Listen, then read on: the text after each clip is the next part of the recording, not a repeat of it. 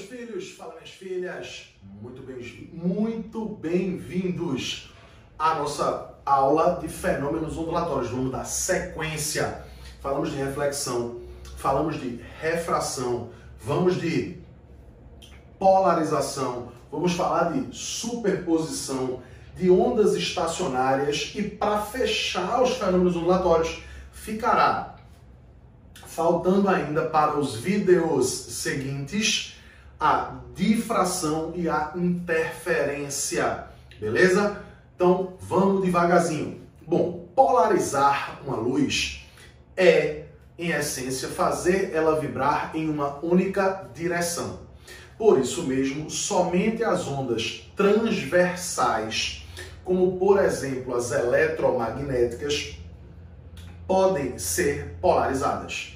Imagine então que nós tenhamos uma onda que vibra em muitas direções. Wendel, só podem ser as eletromagnéticas? Não. Imagine uma corda, e isso é relativamente simples de mostrar em um laboratório de física, para a galera que vai fazer área de exatas, as engenharias, que vai fazer física, que vai fazer matemática, que vai fazer química, vai ter um laboratório de física na sua universidade, você vai pagar física 1, física 2, a depender do curso Física 3 e também Física 4. E lá você vai perceber que existe um gerador de ondas em uma corda que, ao invés de vibrar só na vertical ou ao invés de vibrar só na horizontal, ao invés de vibrar inclinado, ele vibra em todas as direções ao mesmo tempo. Então a onda se propaga na corda em muitas direções ao mesmo tempo. E aí você vai filtrar as vibrações dessa onda. Imagine, por exemplo, que aqui nós tenhamos a representação de uma onda não polarizada, por isso ela vibra em todas as direções. Em particular, se for uma onda eletromagnética, você tem o campo elétrico e o campo magnético vibrando em mais de uma direção ao mesmo tempo.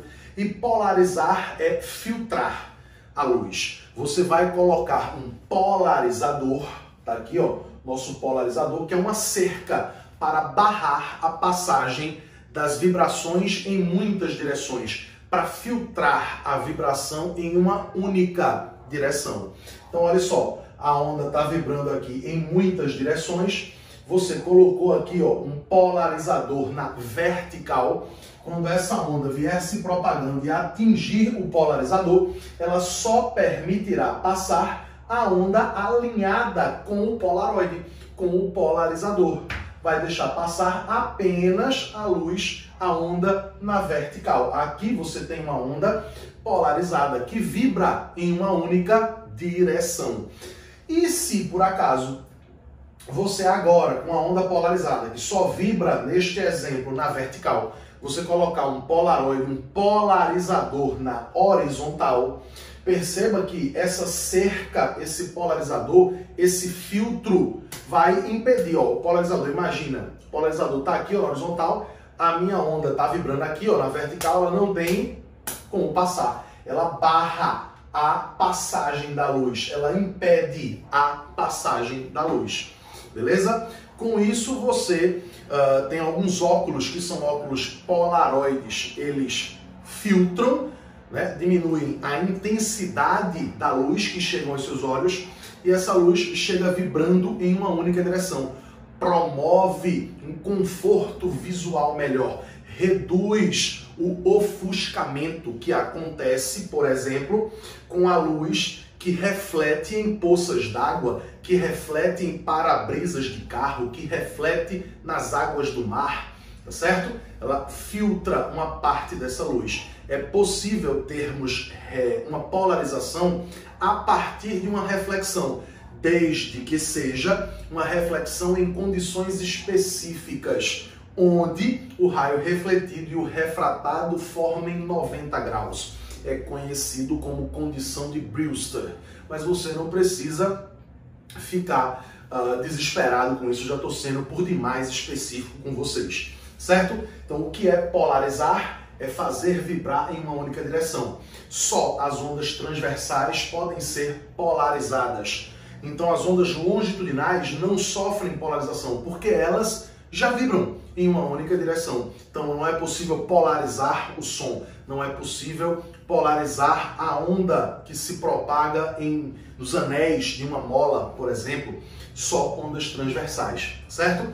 E você vai filtrar a luz, vai filtrar a onda em uma única direção, permitindo a passagem da luz somente em uma direção, beleza? Agora, refinando e aprofundando o nosso estudo, quando nós polarizamos uma onda eletromagnética, como por exemplo a luz, nós reduzimos a intensidade da própria luz e também reduzimos a intensidade do campo elétrico. Reduzimos também a intensidade do campo elétrico. De modo que as equações são assim, ó.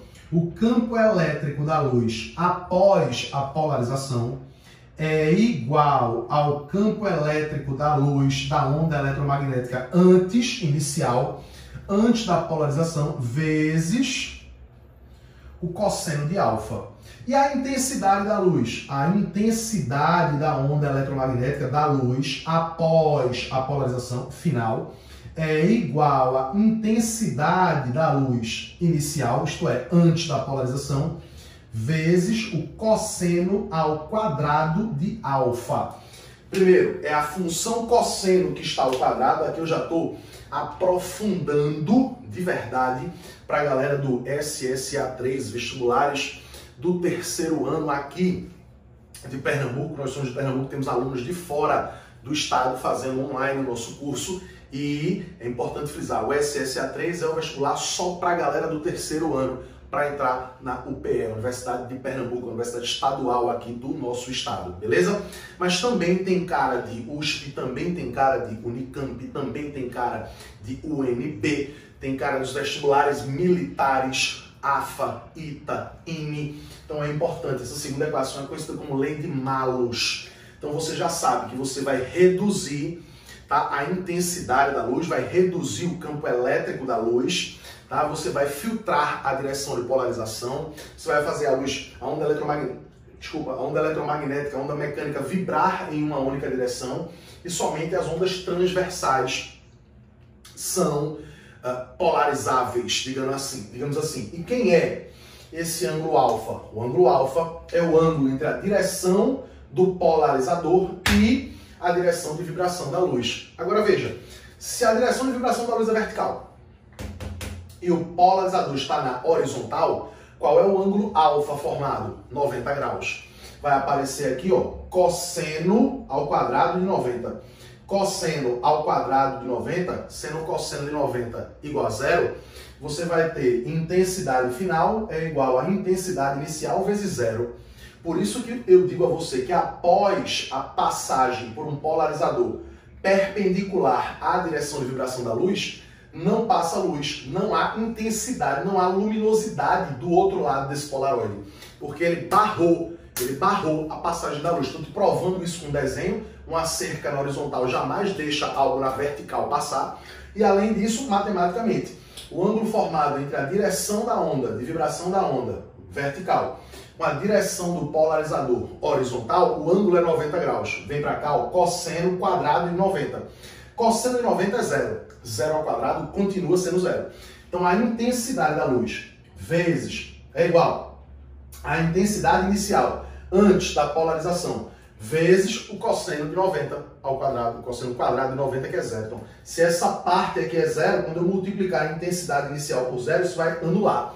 A intensidade final, isto é, a intensidade após a polarização será zero, será nula, não haverá luz, a luz será barrada, não vai passar, por exemplo. Combinadinho? Massa! Além disso, nós podemos falar da superposição. Como o próprio nome sugere, a superposição é você sobrepor ondas. E essa superposição vai gerar uma onda resultante. A onda resultante, ela é dada pela soma algébrica, a amplitude dessa onda resultante é dada pela soma algébrica das amplitudes das ondas que se juntaram, que se sobrepuseram para formar a onda resultante. Então imagine que eu tenha ondas em fase, ou seja, com a mesma característica espacial. Crista com crista, amplitude 1, amplitude 2. Essas ondas, quando se encontrarem, vão ter as suas amplitudes somadas, de modo que a amplitude resultante, ó, é maior. Então, se elas estão em fase, a amplitude resultante é a amplitude da primeira mais a amplitude da segunda. Sacar separada? Muito bem. E se elas estiverem em oposição de fase? Se elas estiverem em oposição de fase, tipo, uma vem com uma crista, a outra vem com vale.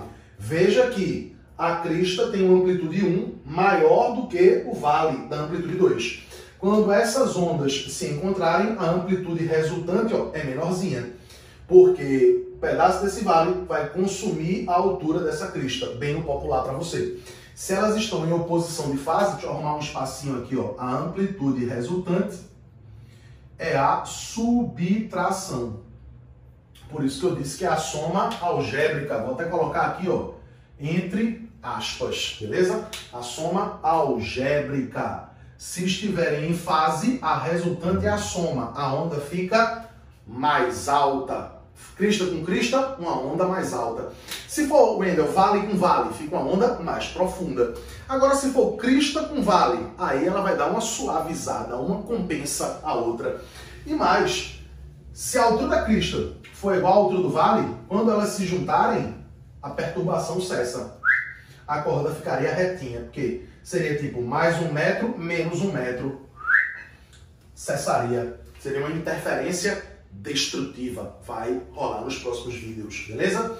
E o que são então as ondas estacionárias? É o resultado da superposição de ondas que tem a mesma velocidade, que tem a mesma frequência, que tem o mesmo comprimento de onda, beleza? Que tem exatamente isso, ó, listadinho aqui na nossa apostila. Formado pela superposição de ondas que se propagam com a mesma velocidade, mesma frequência, mesmo comprimento de onda, mas direções em sentidos opostos, para deixar redondo para você. Então imagina, eu tenho uma onda se propagando para a esquerda, uma outra onda com mesma velocidade, mesma frequência, mesmo comprimento de onda, em sentido oposto. Sobreponha mentalmente, como se fosse um aplicativo. Olha só.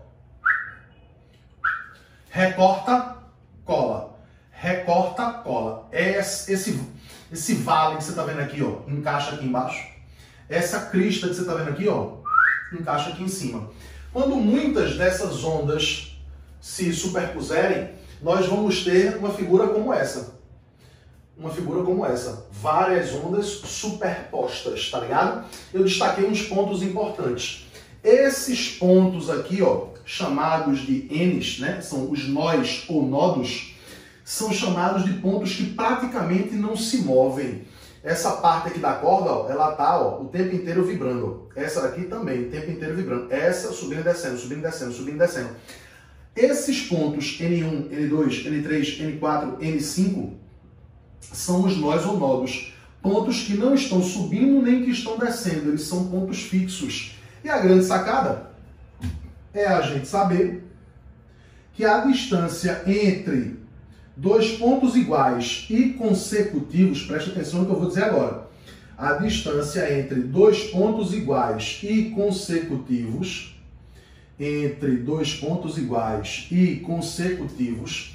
de uma onda estacionária não é mais o comprimento de onda. A distância entre dois pontos iguais e consecutivos, como duas cristas, dois vales, lá nas ondas estacionárias era o comprimento de onda. Nas ondas estacionárias, essas que a gente está estudando agora, a distância entre dois pontos iguais e consecutivos equivale a meio comprimento de onda. Então, lambda sobre 2, lambda sobre 2 e lambda sobre 2. Então, vou anotar aqui embaixo para você, ó. A distância entre dois vales, N1 e N2, dois vales consecutivos, é meio comprimento de onda. Wendel, tem que ser só do nó 1 para o nó 2? Não. Pode ser do nó 1 para o nó 2, do nó 2 para o nó 3, do nó 3 para o nó 4, do nó 4 para o nó 5. Sempre a distância entre dois nós ou nodos consecutivos. Esses pontos mais baixos, que eu frisei aqui para você, são chamados de ventres. E, como eu disse a você, se lá nas ondas periódicas a distância entre dois pontos iguais e consecutivos revela um comprimento de onda, Aqui, a distância entre dois pontos iguais e consecutivos nas ondas estacionárias revela pra gente meio comprimento de onda. Meio comprimento de onda. Então tá aqui, ó. Se entre dois nós ou dois nodos eu tenho meio lambda, então a distância entre dois ventres também vai revelar meio comprimento de onda. Foram dois pontos iguais e consecutivos, é meio comprimento de onda. Então tá aqui bonitinho, organizadinho. Distância entre dois ventres, tipo do ventre 1 para o ventre 2, equivale a meio lambda. Agora veja, presta bem atenção nisso que eu vou te dizer. Deixa eu pegar um piloto laranja aqui agora. Piloto laranja aqui agora. Pessoal, se a distância entre, tem que olhar para a tela, viu? Se a distância entre dois nós é lambda sobre 2, e a distância entre dois vales também é lambda sobre 2, olha para a tela. Se eu quiser agora laranja parecidinho com vermelho, mas eu vou torcer... eu vou fazer de laranja não, já sei. Vou fazer de verde, é melhor. Destaca mais, diferencia mais do vermelho. A distância entre um nó e um vale, vale quanto? Um nó e um ventre, vale quanto? Ó, se de nó para nó é meio, de vale para vale é meio, quando eu pego aqui, ó, de nó para um nó não é meio, de nó para um nó não é meio, de nó para um ventre não é a metade de meio, ó, se isso aqui é meio, se isso aqui é meio, isso aqui não é a metade de meio não, então isso aqui vai ser lambda sobre 4. Se a distância de nó para nó é meio, de ventre para ventre é meio, de nó para ventre, já que o ventre está no meio do caminho, aqui também, ó. De nó para ventre